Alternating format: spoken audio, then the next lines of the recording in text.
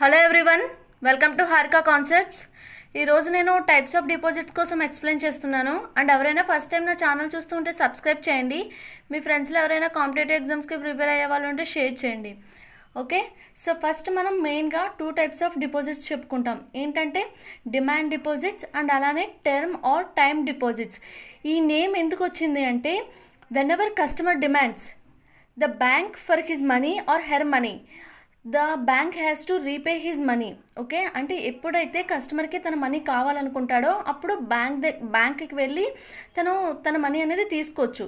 అంటే డిమాండ్ ఉంది ఇక్కడ కస్టమర్కి, అంటే ఏంటంటే తనకి మనీ కావాల్సినప్పుడు తను విత్డ్రా చేసుకోవచ్చు. ఓకే, అందుకు దీన్ని డిమాండ్ డిపాజిట్స్ అంటాం. బట్ ఇది టర్మ్ ఆర్ టైమ్ డిపాజిట్స్, అంటే సర్టెన్ పీరియడ్ ఆఫ్ టైం ఉంటుంది. ఆ టైం వరకు కస్టమర్కి ఒకవేళ మనీ అవసరమైనా దాన్ని మనం తీసుకోలేం. ఆ టర్మ్ కంప్లీట్ అయిన తర్వాతే మనం ఆ మనీ అనేది తీసుకోగలం. సో అందుకనే దానికి టర్మ్ ఆర్ టైమ్ డిపాజిట్స్ అంటాం.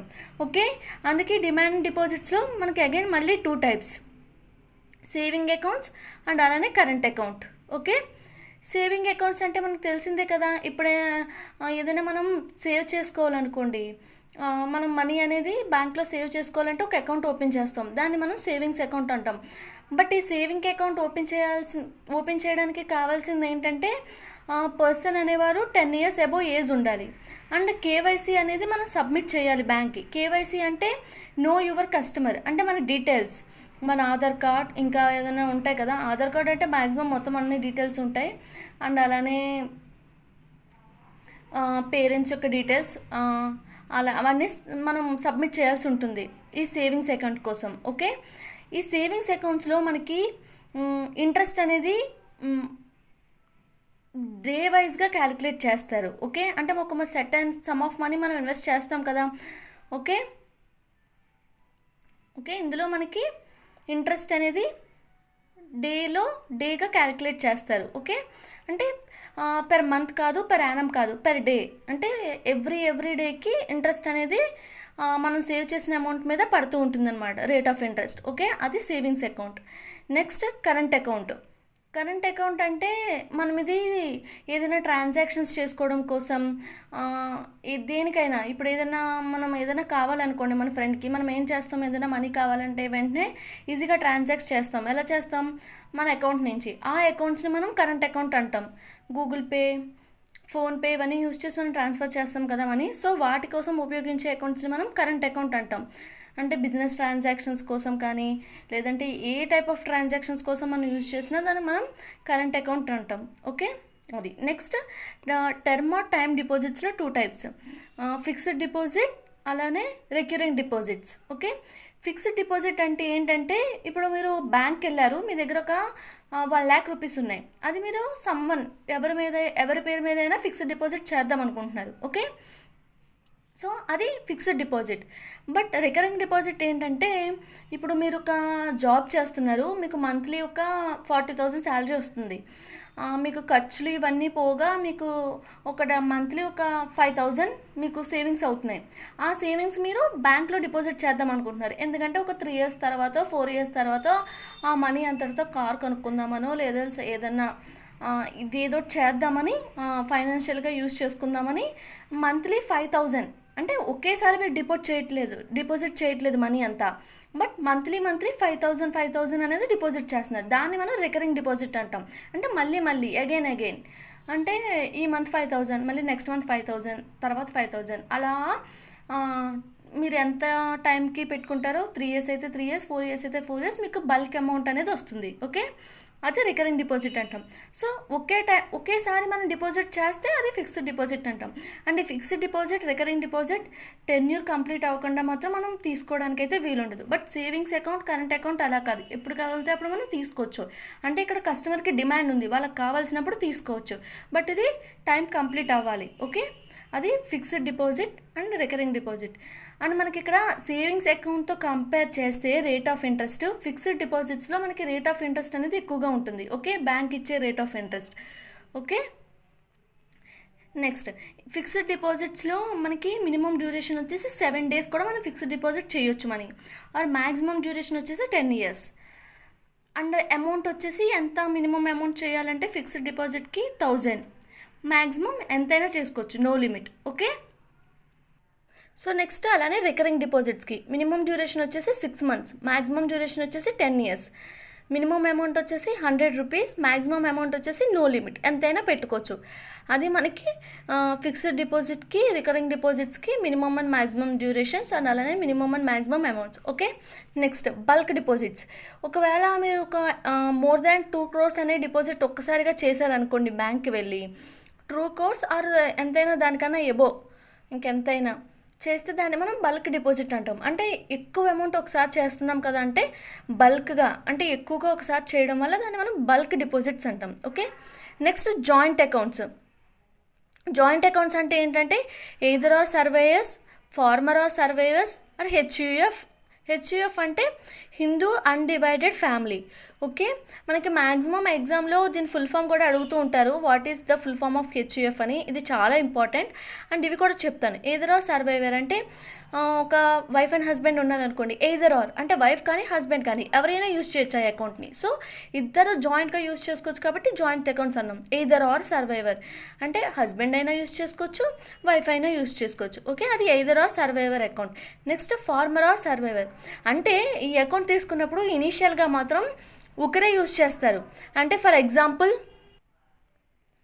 మనకి ఇనీషియల్గా ఫార్మర్ అంటే ఒక వైఫ్ అండ్ హస్బెండ్ ఉన్నారనుకోండి, ఇనీషియల్గా హస్బెండ్ యూజ్ చేస్తున్నారు అనుకోండి, వాళ్ళ హస్బెండ్కి ఏదైనా అవుతే అప్పుడు సర్వైవర్ అంటే వాళ్ళ వైఫ్ అనేది యూజ్ చేయడానికి ఆ అకౌంట్ యొక్క ట్రాన్సాక్షన్స్ కానీ డిపాజిట్స్ కానీ ఏదైనా చేయడానికి ఆమెకి హక్కు ఉంటుందన్నమాట. అది former or survivor account. Only wife and husband అనే కాదు, ఫాదర్ అండ్ డాటర్ అలా అకౌంట్ ఎవరెవరి పేరున తీసుకుంటే వాళ్ళు. ఏదర్ ఆర్ అంటే ఇద్దరిలో ఎవరైనా యూజ్ చేయొచ్చు. ఫార్మర్ ఆర్ అంటే ఒకరు లేకపోతే తర్వాత ఎవరైతే ఉంటారో వాళ్ళు యూజ్ చేయాలి. అది former or survivor account. Next HUF Hindu undivided family అంటే ఒక పెద్ద జాయింట్ ఫ్యామిలీ అకౌంట్ అనమాట. అంటే కాకపోతే ఈ అకౌంట్లో ఎవరికి హక్కు ఉంటుందంటే ఏదైనా చేయడానికి senior male member in a family. Okay, ఇంతకుముందు అలా ఉండేది సీనియర్ మేల్ మెంబర్ అని, ఇప్పుడు సీనియర్ ఫీమేల్ మెంబర్ అయినా పర్లేదు, ఎవరైనా ఈ అకౌంట్ని చూసుకోవచ్చు. అది హిందూ అన్డివైడెడ్ ఫ్యామిలీ. ఓకే, దాన్ని హెచ్యుఎఫ్ అకౌంట్ అంటాం. ఓకే, ఇది జాయింట్ అకౌంట్లో 3 types. ఎయిదర్ ఆర్ ఎవరైనా యూజ్ చేయొచ్చు, ఫార్మర్ ఆర్ సర్వైవర్ ఓన్లీ ఒకరు లేకపోతే ఇంకొకరు యూజ్ చేస్తాం. హెచ్యుఎఫ్ హిందూ అన్డివైడెడ్ ఫ్యామిలీ అంటే ఫ్యామిలీలో senior member male member or female member ఎవరైనా ఈ అకౌంట్ని హోల్డ్ చేయాలి. ఓకే, సో వాళ్ళని మనం కర్త అని కూడా అంటాం. హెడ్ని ఎవరైతే ఈ అకౌంట్ని చూసుకుంటున్నారో వాళ్ళని కర్త అంటాం. అండ్ రిమైనింగ్ ఉంటారు కదా ఇంకా మెంబర్స్, ఇంట్లో మెంబర్స్, వాళ్ళందరినీ కో పాసెస్ అంటాం. ఓకే, హెడ్ని మాత్రం కర్త అంటాం ఈ హెచ్యుఎఫ్ అకౌంట్లో. Okay, next BSBDA. ఇది యొక్క ఫుల్ ఫామ్ అనేది నేను చాలా వరకు చూశాను, మెయిన్స్లో చాలా వరకు ఎగ్జామ్స్లో ఈ క్వశ్చన్ అనేది వచ్చింది. ఐబిపిఎస్ అనుకుంటా నేను చూశాను మోడల్ పేపర్లో ప్రీవియస్ ఇయర్లో. ఓకే, ఏంటంటే బిఎస్బిడిఏ అంటే basic savings bank deposit account. So దీన్నే మనం zero balance account or no frills account అని కూడా అంటాం. బిఎస్బిడిఏ అంటే basic savings bank deposit account. Okay, దీనికి కొన్ని రూల్స్ ఉన్నాయి. ఏంటంటే సో ఇందులో మనకి సేవింగ్స్ అనేవి should not exceed more than 50,000 కన్నా ఎక్కువ ఉండకూడదు. అలాగే అగ్రిగేట్ క్రెడిట్స్ వచ్చేసి మనకి 1 lakh పర్ యానం కన్నా ఎక్కువ మించకూడదు. అండ్ అలానే విత్డ్రాల్స్ ఆర్ ట్రాన్స్మిషన్స్ తీసుకోవడం కానీ ఎవరికైనా ట్రాన్స్మిట్ చేయడం కానీ మనీ ట్రాన్సాక్షన్స్ కానీ ఏదైనా పెర్ మంత్కి 10,000కి మించకూడదు. ఓకే, అకౌంట్ వ్యాలిడిటీ వచ్చేసి 12 months ఉంటుంది. ఓకే, ఇది బిఎస్బిడిఏ అకౌంట్ కోసం. Next KYC periodic updates. నేను చెప్పాను కదా కేవైసీ అంటే ఏంటంటే నో యువర్ కస్టమర్ అంటే మన డీటెయిల్స్ని బ్యాంక్కి సబ్మిట్ చేయడం, ఆధార్ కార్డ్ ఇంకా వాళ్ళు ఏవైతే అడుగుతారో passport size photos, sign, signature ఇవన్నీ. సో అవి కేవైసీ డీటెయిల్స్. వీటి యొక్క పీరియాడిక్ అప్డేట్స్ ఏంటంటే హై రిస్క్, ఇది 3 categories డివైడ్ చేశారు. High risk, medium risk, low risk. High risk ఏంటంటే వీళ్ళు ఫర్ ఎవ్రీ 2 yearsకి వాళ్ళ యొక్క కేవైసీని అప్డేట్ చేయించుకుంటూ ఉండాలి బ్యాంక్కి వెళ్ళి. అండ్ మీడియం రిస్క్ వాళ్ళు ఎవ్రీ 8 yearsకి అప్డేట్ చేయించుకుంటూ ఉండాలి వాళ్ళ కేవైసీ డీటెయిల్స్. అండ్ అలానే లో రిస్క్ వాళ్ళు ఫర్ ఎవ్రీ 10 years వాళ్ళ యొక్క కేవైసీ డీటెయిల్స్ అనేవి అప్డేట్ చేసుకుంటూ ఉండాలి. Okay, high risk, medium risk, low risk ఎలా డివైడ్ చేస్తారంటే మన యొక్క ఇన్కమ్ బట్టి డివైడ్ చేస్తూ ఉంటారు. ఓకే, హై ఇన్కమ్ ఉన్న వాళ్ళని హై రిస్క్, ఓకే, అలా డివైడ్ చేస్తూ ఉంటారు. నెక్స్ట్ డిమాట్ అకౌంట్, ఇది అందరికీ తెలిసే ఉంటుంది. To convert physical shares to electronic shares or else convert electronic shares to physical shares. అంటే ఏంటంటే ఇప్పుడు ఏదైనా షేర్ మార్కెట్ చేయాలంటే మనకి కంపల్సరీ డిమాట్ అకౌంట్ అవసరం. ఓకే, చేస్తూ ఉంటారు కదా షేర్స్ ఇన్వెస్ట్ చేయడం, అవి షేర్స్ పెరగడం సంథింగ్ ఉంటుంది కదా డిమాట్ అకౌంట్. సో వాటి కోసం ట్రాన్సాక్షన్స్, మన షేర్ మార్కెట్లో ఏ ట్రాన్సాక్షన్స్ చేయాలన్నా మనకి కంపల్సరీ డిమాట్ అకౌంట్ అనేది ఉండాలి. ఓకే, అది demat account. Nostro account, and Indian bank operating in foreign country with foreign currency. But అది ఇండియన్ బ్యాంకే, బట్ ఫారెన్ కంట్రీస్లో మనకి ఆపరేట్ అవుతూ ఉంటుంది విత్ ఫారెన్ కరెన్సీ, దాన్ని మనం నాస్ట్రో అకౌంట్ అంటాం. And next vostro account, foreign banks operating in India with Indian currency.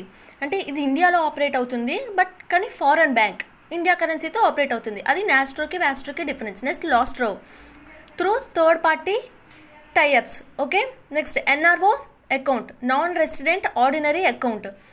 అంటే ఏంటంటే ఇప్పుడు ఎన్ఆర్ఓస్ ఉన్నారు, వాళ్ళు ఎన్ఆర్ఓస్ అంటే ఏంటి, వేరే కంట్రీస్లో ఉండే వాళ్ళని మనం ఎన్ఆర్ఓస్ అంటాం. సో వాళ్ళు అక్కడ ఉంటారు, బట్ వాళ్ళకి సోర్స్ ఆఫ్ ఇన్కమ్ మాత్రం ఇండియాలో ఉంటుంది. సో వాళ్ళు ఓపెన్ చేసే అకౌంట్ మనం ఎన్ఆర్ఓ అకౌంట్ అంటాం. ఎన్ఆర్ఈ అకౌంట్ అంటే ఏంటంటే వాళ్ళు ఇక్కడ ఉండరు, అదర్ కంట్రీస్లో ఉంటారు, వాళ్ళ సోర్స్ ఆఫ్ ఇన్కమ్ కూడా అక్కడే ఉంటుంది, బట్ వాళ్ళ యొక్క డిపెండెన్స్ ఇక్కడ ఉన్నప్పుడు వాళ్ళ కోసం ఓపెన్ చేసే account NRE account. Okay, next FCNAL అంటే foreign currency non resident account. ఇది మనకి ఫుల్ ఫామ్ అడుగుతూ ఉంటారు మ్యాక్సిమం ఎగ్జామ్స్లో. Next EFPC, exchange earners foreign currency. Okay, అంటే ఫారెన్ కరెన్సీని ఎక్స్చేంజ్ చేయడానికి మనకి. Next escrow account, temporary pass to may transactions between third parties. Okay, different third parties నుంచి ఏదైనా ట్రాన్సాక్షన్స్, డిపాజిట్స్ కానీ విత్డ్రాల్ కానీ ఏదైనా చేయడానికి యూజ్ చేసే అకౌంట్స్ని ఎక్స్క్రో అకౌంట్ అంటాం. ఓకే, ఇవి నాస్ట్రో, వాస్ట్రో, లాస్ట్రో, NRO, NRE, FCNAL, EFPC, escrow account. So ఇవి అంత ఇంపార్టెంట్ ఏం కాదు, జస్ట్ మనకు అడిగితే ఎఫ్సిఎన్ఏఎల్ యొక్క ఫుల్ ఫామ్ అడుగుతూ ఉంటారు, లేదంటే ఈఎఫ్పిసి యొక్క ఫుల్ ఫామ్ అడుగుతూ ఉంటారు. ఓకే, సో ఇవి ఐ హోప్ వీడియో హెల్ప్ఫుల్ అయి ఉంటుంది అనుకుంటున్నాను అందరికీ. అండ్ వీడియో మొత్తం చూసిన తర్వాత మీకు వీడియో కనుక నచ్చితే మాత్రం లైక్ ఇవ్వండి. ఎవరు లైక్ చేయట్లేదు వీడియోస్, సో చూసిన తర్వాత మీకు నచ్చితే మాత్రం లైక్ ఇవ్వండి. Okay, thank you.